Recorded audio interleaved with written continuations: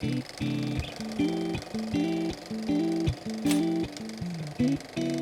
everybody, welcome to Movies with Aaron.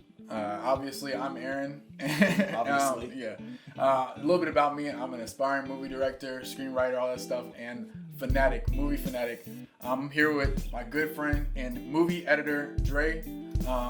We have worked on a few projects together that hopefully I'll be able to get out to you soon. But really, we just wanted to just get the ball rolling. We're here on our first episode of our new series, Rewatched, where we're rewatching rewatching old movies that we had watched in the past with new lens, with all the information we've amassed in the years since. And hopefully, they'd be interesting to you guys while you're sitting home during the quarantine. So yeah, let's give it a go. Okay, so the first movie that we're going to talk about is Hitch. Yes, you heard me right. That is Hitch. The movie Will Smith, 2005. Dre, how would you describe Hitch? Hitch, well, first of all, it's a classic in my book. I love that movie. Will Smith, is a great actor. It's Eva Mendes. Eva. Anyway, I'm sorry. I just got lost in thought. Eva Mendes, beautiful, great. I mean, she played a part of Sarah Milas. Thanks. Real well. But anyway, Hitch is about Hitch, who is a date doctor, and Sarah Milas, who is a journalist, right. Tabloid journalist. Right, yeah. And it's her.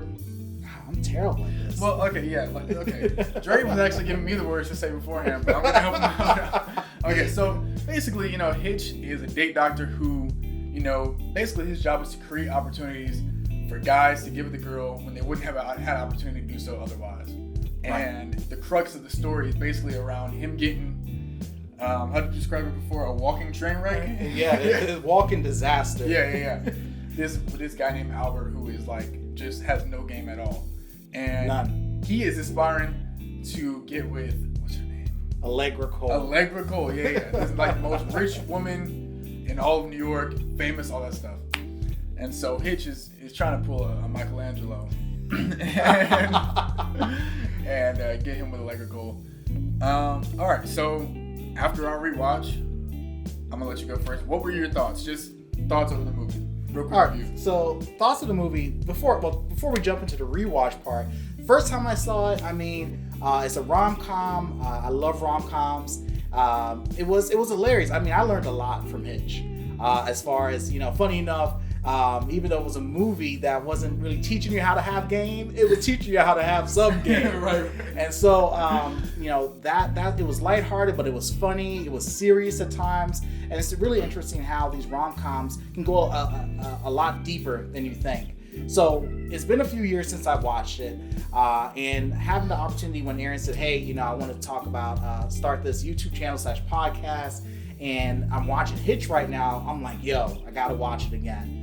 So I just watched it last night, and when I first watched Hitch, I wasn't into the editing game like that. So there was a lot of things that as an editor really popped out to me this time around. So the movie's still great. I still enjoyed every bit of it. I didn't lose interest as I was going through it. But this time, as an editor and having to edit their ears and eyes, things stood out to me as far as how they did sound design, for example. And what sound design basically is, when the screen whips really fast and you hear the little stuff like that, or when, for example, when Hitch was playing the music, when he was talking to Albert Brenneman about teaching him how to dance or what he should do to dance, you heard the little click of the remote. In real life, you're not going to hear that click, with where they're shooting, where the camera is set up to the actor.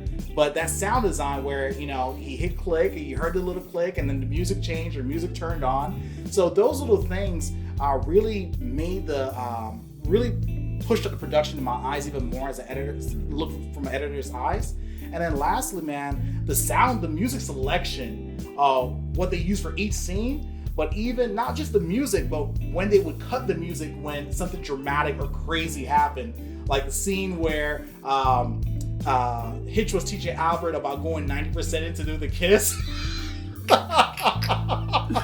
And it has this little goofy music, And then when he finally ends up kissing him on accident, it cuts the music.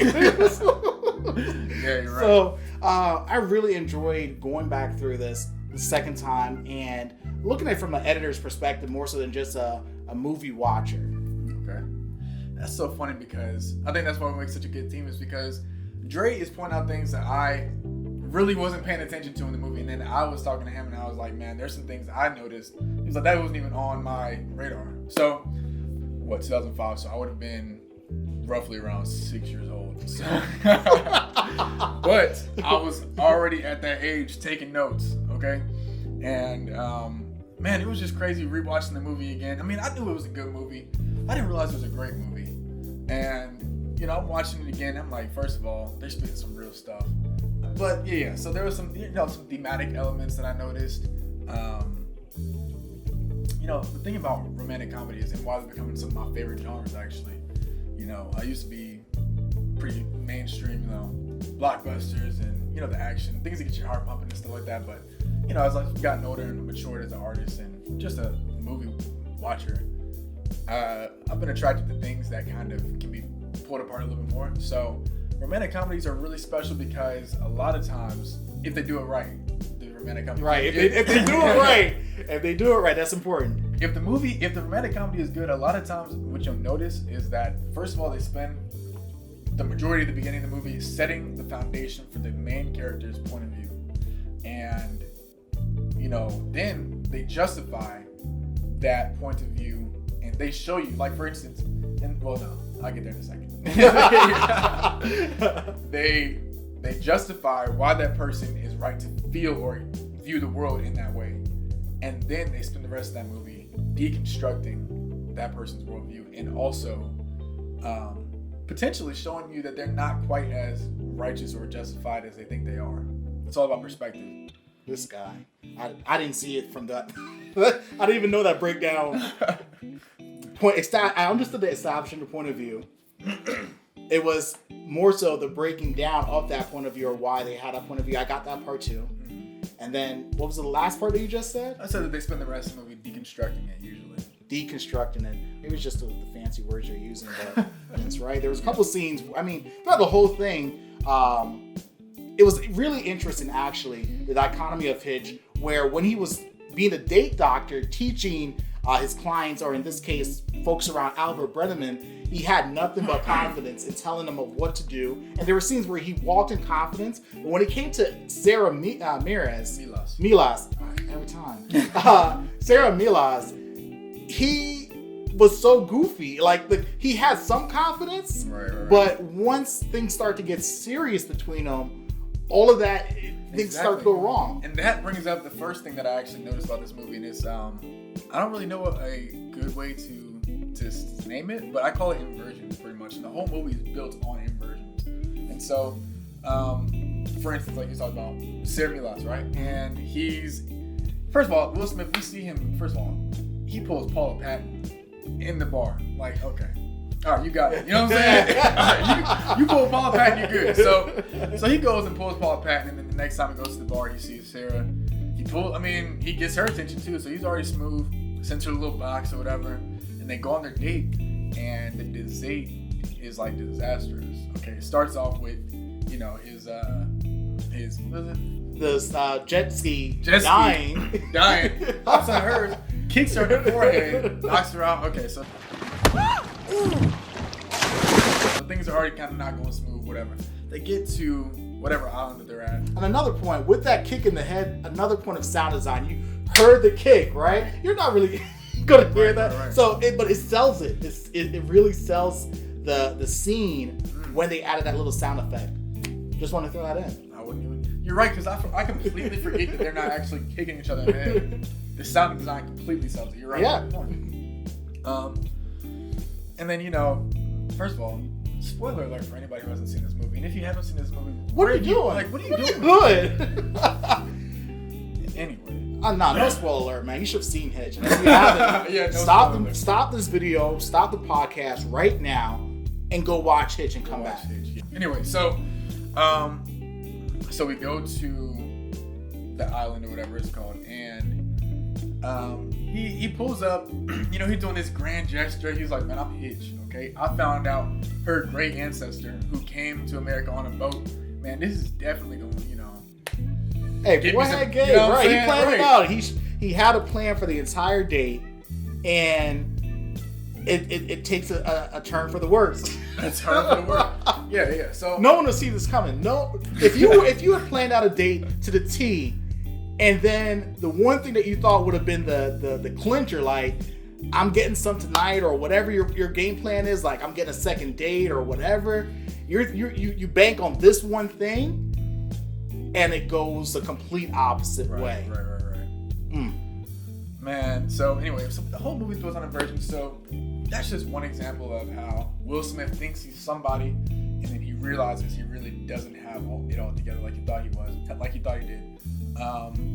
You have Albert, who is like we said, he has zero game at all, like -0 game, and he is asking Hitch to do the impossible, set him up with Allegra Cole, but you know, he's hiring Hitch, and then throughout the movie we realize that the things that Hitch is teaching him is not the thing that actually gets the girl. It's, you know, the qualities that make him Albert. Which is interesting though, because at the beginning of the movie, the setup, as you said, when Hitch is talking about his perspective and how he teaches his other clients, he tells them to be themselves. He tells them, if you're shy, be shy. If you're awkward, be awkward. Not that awkward, but you know, he said to play to don't be.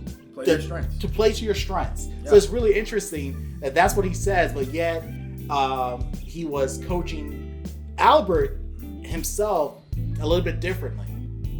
Well, Albert even called him out on that. Remember, he said, you're selling this stuff, but you don't believe in your own product. At the very end, yeah. So, with that, everybody has a past. Everybody has something, experience at this point where it turns you off or it puts you on guard.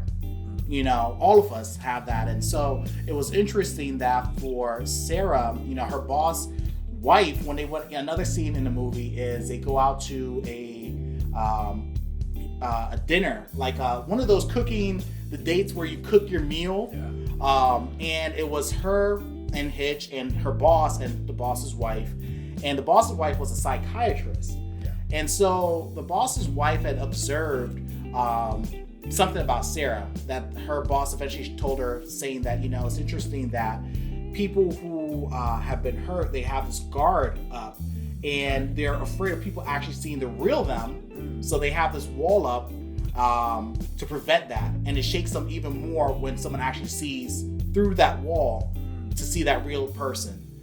This whole dichotomy of the movie is that these are two people, or actually all the characters had a history that really turned them off from the potential of getting into another relationship. Even Allegra, honestly, because Allegra was not going to date another celebrity after what the dude, because the movie starts off with her getting cheated on by whatever the dude's name, Sevy or something like that. Yeah. And that opened the door for Albert, because he's exactly the type that she wouldn't have looked for before, probably. That's interesting. Wow. I didn't even think about that. That's interesting, right?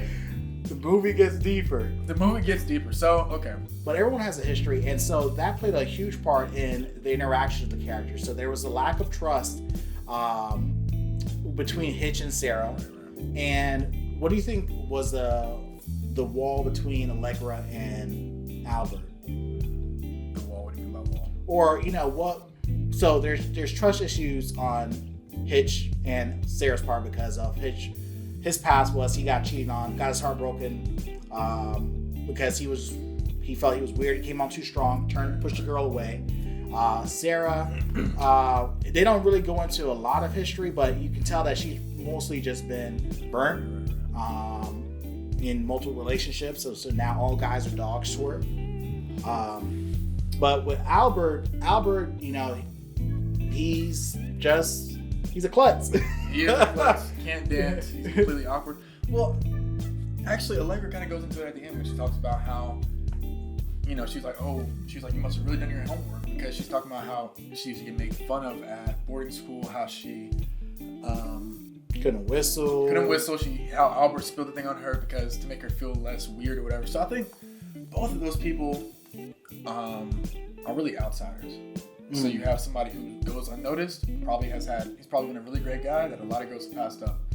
And then you have somebody who's in the public spotlight but never really feels like she is accepted for who she is.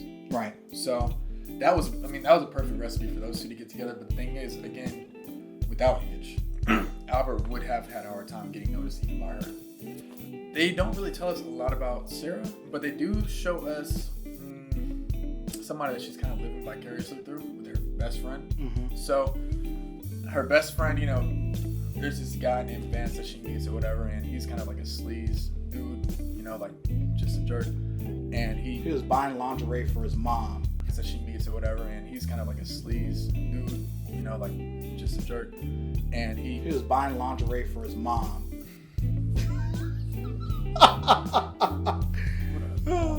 Anyway, so she met him when he was buying a robe for his mom in a lingerie store, and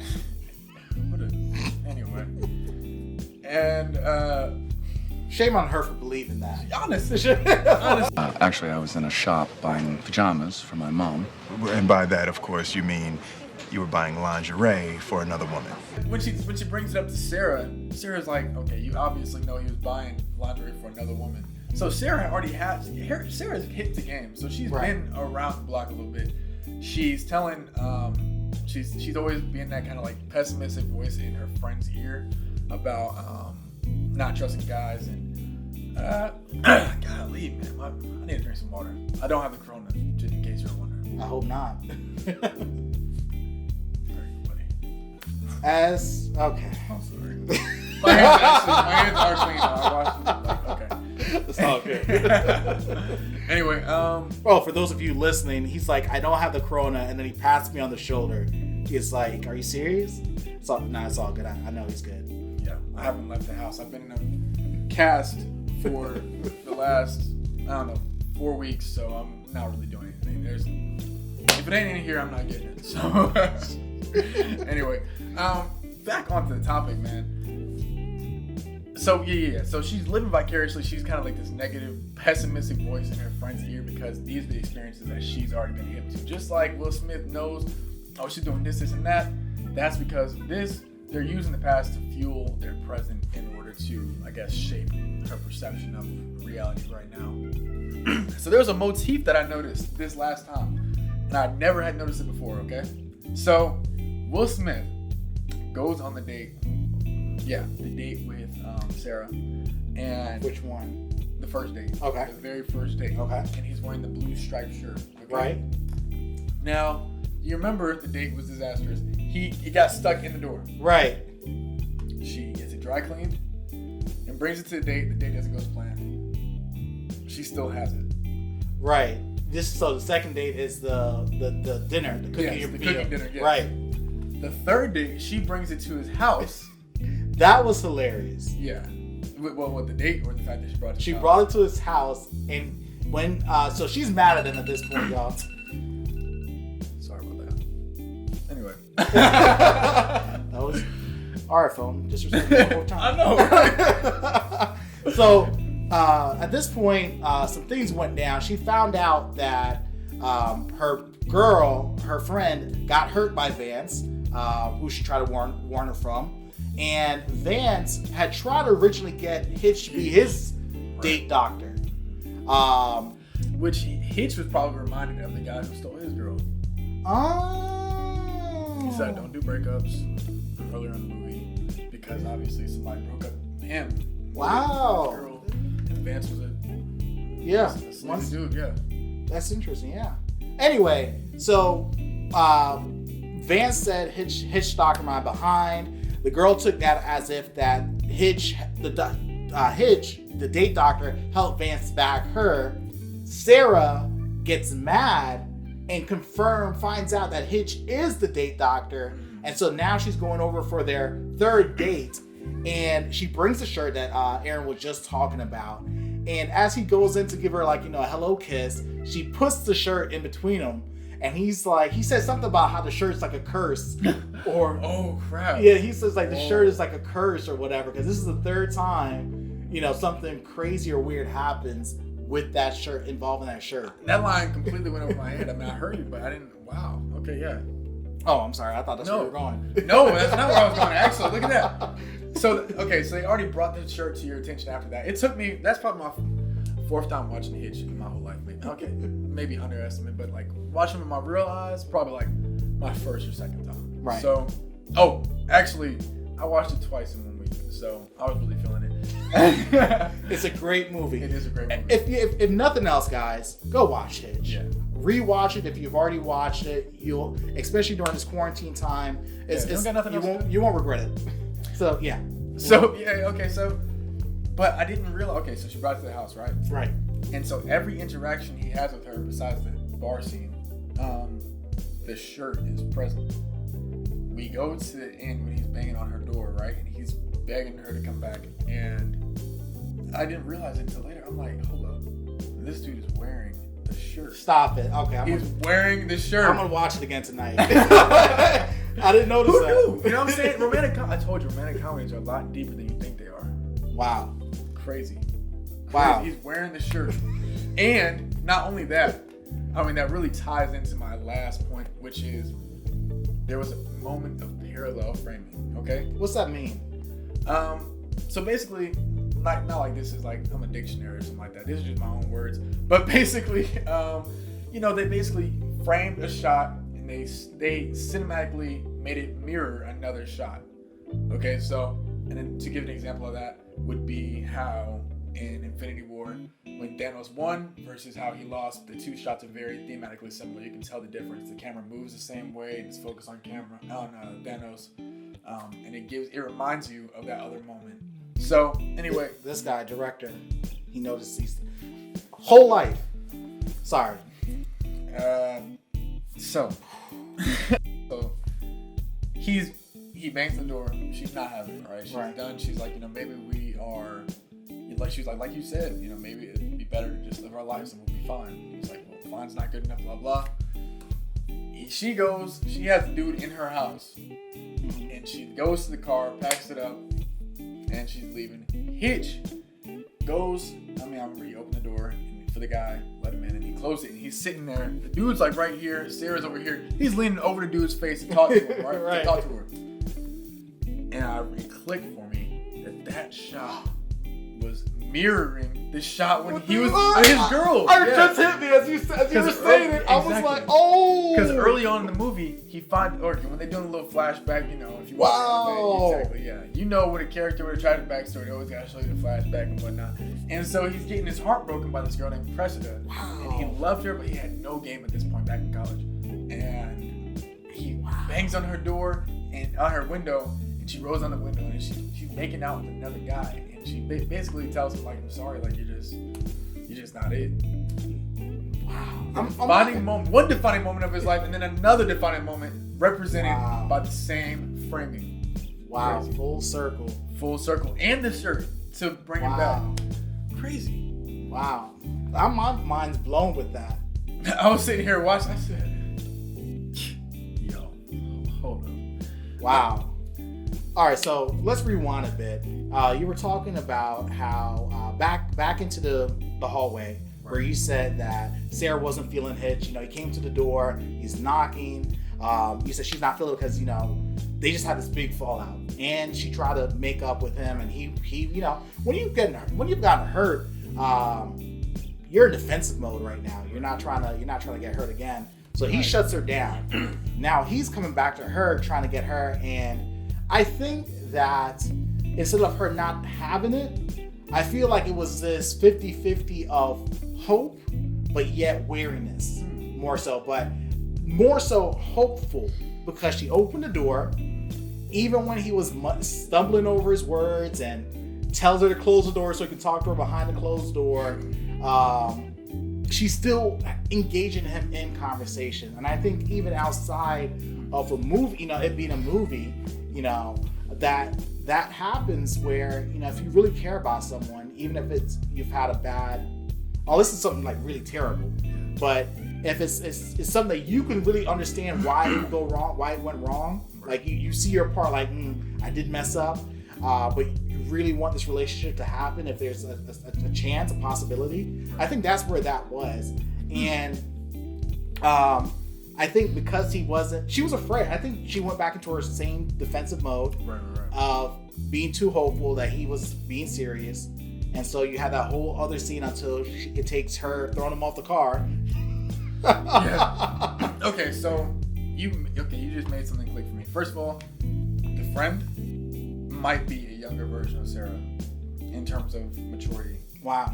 Or, she probably hasn't had quite as many bad experiences, and Sarah finally just grew a shell.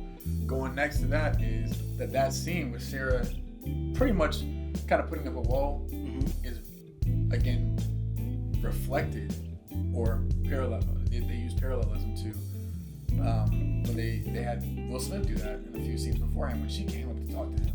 Right. And he said, look, I don't want to get involved after a certain point. Pretty much, you hurt me and I'm not interested in potentially getting hurt anymore. So she was doing the exact same thing. And I think that those two characters actually really mirrored each other. Because whereas Will Smith, he took his lessons and he decided to come to be the guy with all the game, with all the answers. Sarah was kind of the inverse of that. She knew all the game. So if Will Smith actually came up to her on that date and it went perfect, she probably would not have actually dated him. Right. Yeah. So their arcs are parallel. They reflect each other, and they're looking at mirror images of each other, and they need each other to move on. Wow. Then hold on, let me think. What was that other thing I was gonna say? And even the fact that Will Smith, that he was fumbling over his words at the door, and throughout that scene, we just see the progression of his walls being torn down. He's like, I can't talk, and I don't, usually I have the words in my mouth, blah blah. So it's like, he was like, there's not a me behind the door to tell me what to say. Right, exactly. And you just see the authenticity, and I think that's another thing that the shirt represented was that authenticity. Wow. No. You were just, every time the shirt was involved, it was him being his natural self, not the Hitch that was hurt and is now putting on a facade. It was him being him, like having fun, being goofy, right. Being his true self. Huh? Was that blue shirt in the scene with when he was fighting with Albert? Yeah, he was. That was the same day. Oh my gosh! What? It's so real. What? Why?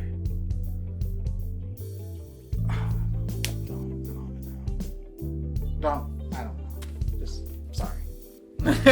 What? Now you gotta say it. You said it on camera. You gotta say it. I mean, it's even in that scene. Okay, so I slick also forgot what I was gonna say. So I was trying to play it off. There it is. There it is. I wouldn't let you go. You put me in the hot seat. I had to throw you back in the hot seat. Okay, so I got it though. When Albert, was saying that he doesn't, this pain that he's feeling, and if it was worth it, and Hitch snapped on like, no, you don't ever have to feel this way. You can change and be different. That when he said the blue shirt was a part of that scene as well, it was once again showing this wasn't the date doctor Hitch talking who was being smooth. This was the raw, authentic Alex Hitchens, who was just. Oh, I misunderstood you. I thought you meant the actual fight that they had. I'm sorry about that, Dre.